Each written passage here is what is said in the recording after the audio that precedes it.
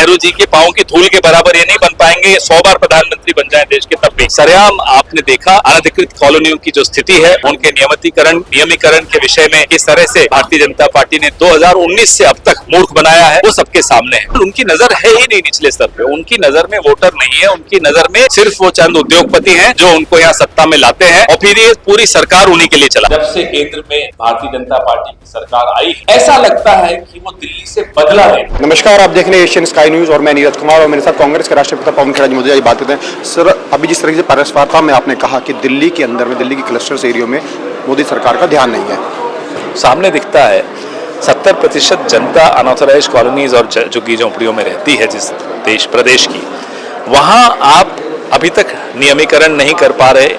आप जो institute development, जो फ्लैट्स बने थे, जो राजीव रतन आवास योजना के फ्लैट बने थे, उनमें आप लोगों को रहने के लिए व्यवस्था नहीं कर पा रहे, वो रहे नहीं, शिफ्ट नहीं हुए अभी तक, कुछ फ्लैट्स तो गिर भी गए।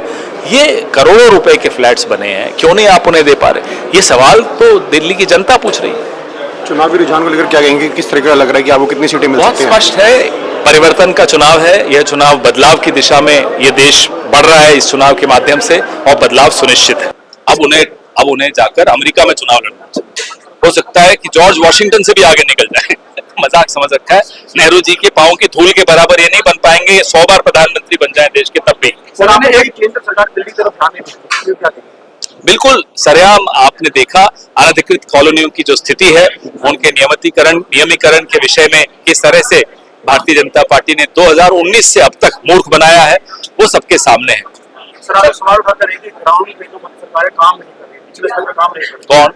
मोदी सरकार। हाँ, बिल्कुल उनकी नजर है ही नहीं निचले स्तर पे, उनकी नजर में वोटर नहीं है, उनकी नजर में सिर्फ वो चंद उद्योगपति हैं जो उनको यहाँ सत्ता में लाते हैं और फिर ये पूरी सरकार उन्हीं के लिए चलाते हैं। सर, 22 तारीख को राहुल गांधी की रैली भी है दिल्ली में, उसको आप कैसे देखते हैं?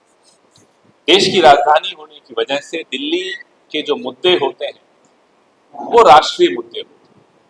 दिल्ली प्रतिबिंब है पूरे देश में जो हो रहा होता है उसका। आज अगर श्रमिकों की स्थिति, झुग्गी झोंपड़ियों में रहने वाले हमारे भाई बहनों की स्थिति दिल्ली में दयनीय है, तो आप समझ लीजिए कि ये प्रतिबिंब पूरे देश का है। पूरे देश में क्या हो रहा है पिछले 10 साल से, वो दिल्ली को देखकर आपको आभास हो जाता है। हमारे नौजवान नेता राहुल गांधी बार बार एक शब्द का इस्तेमाल करते हैं, न्याय। वो अपने आप में एक शब्द नहीं है, वो निचोड़ है हमारे संविधान का, कांग्रेस पार्टी की विचारधारा का और इस देश की सभ्यता की, इस संस्कृति कि जितने भी मूल मंत्र हैं उन सब का निचोड़ इस एक शब्द में है, न्याय। जब राहुल जी 4000 किलोमीटर पसीना बहाते हुए इस देश की सड़कों पर चले और जब दिल्ली पहुंचे, आप में से कई लोग उस यात्रा में शामिल हुए थे दिल्ली में, मैंने आपको देखा भी था। यहां भी संवाद हुआ, अलग अलग स्तर में, अलग अलग वर्गों से, समाज के भिन्न वर्गों से उनका संवाद हुआ और उस संवाद से जो निकल कर आया वो हमारा न्याय पत्र है, जो हमारा घोषणा पत्र है, जिसको हम अपना अंग्रेजी में मैनिफेस्टो कहते हैं। पिछले 10 साल से ऐसा लगता है कि दिल्ली को किसी की नजर लगी। 15 साल दिल्ली ने पूरे विश्व में देश का नाम रोशन किया। मेट्रो आई, इतने फ्लाईओवर्स आए, प्रदूषण रहित सार्वजनिक यातायात पूरा शुरू हुआ। पूरे विश्व ने अचंभे से देखा कि ये दिल्ली कैसे कायाकल्प हो गया दिल्ली का।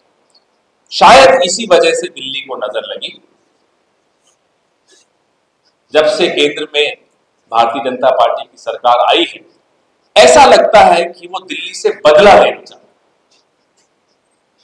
क्योंकि 1998 से लेकर आज तक दिल्ली ने भाजपा को फिर मौका नहीं दिया। 93 में एक ही बार मौका दिया था, उसके बाद 98, 2003, 2008, 2013, 2015, 2020 इतने चुनाव हो गए और भाजपा को दिल्ली ने मौका नहीं दिया। ये दर्शाता है कि भाजपा की पोल दिल्ली वाले की आंखों में, उनकी आंखों में खुल गई और दिल्ली भाजपा की रग रग से वाकिफ है। दिल्ली को भाजपा मूर्ख नहीं बना सकती। मैं बार बार ये सोचता हूं कि दिल्ली को नजर लगी, अब समझ में आता है कि ना केवल नजर लगी, एक बदले की भावना से ओतप्रोत केंद्र सरकार, जो बना बनाया ढांचागत जो हमने यहाँ व्यवस्था बनाई थी, उसको छिन्न भिन्न करने पर आमादा। जो योजनाएं हम लाए, अनधिकृत कॉलोनियों पर विशेष तौर पर, मुझे याद है स्वर्गीय शीला जी चिंतित रहती थी कि इनको कैसे हम नियमितीकरण करें इनका, और भागादौड़ी करके केंद्र सरकार से भी जद्दोजहद करके, अफसरशाही से जद्दोजहद करके, विशेषज्ञों से राय मशविरा करके फिर हमने उनका नियमीकरण किया, सर्टिफिकेट्स बांटे, मूलभूत सुविधाओं की तरफ वो प्रक्रिया शुरू की। लेकिन उन सब पे पहले अर्धविराम लगा और अब पूर्ण विराम लगे। बड़े बड़े नारे, बड़े बड़े नाम योजनाओं के देने में हमारे प्रधानमंत्री बड़े पारंगत हैं। प्रधानमंत्री उदय योजना सुना होगा आपने।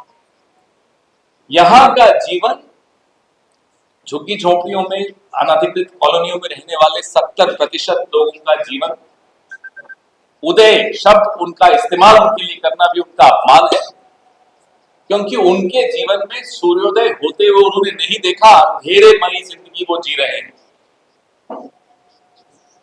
जो धांधली उदय योजना में हो रही है रजिस्ट्री के नाम पर, आप लोग खोजी पत्रकार हैं, आप में से कई लोग, जब मैं दिल्ली सरकार में था तो कुछ बच्चे थे, कुछ नौजवान थे, कुछ मेरी उम्र के थे, अब मैं पता नहीं किस उम्र का हूं, नौजवान में तो नहीं मानूंगा अपने आप, लेकिन मेरे साथ आप में से कई लोग बड़े हुए, अपने अपने प्रोफेशन में भी बड़े हुए, आपने देखा दिल्ली की यात्रा।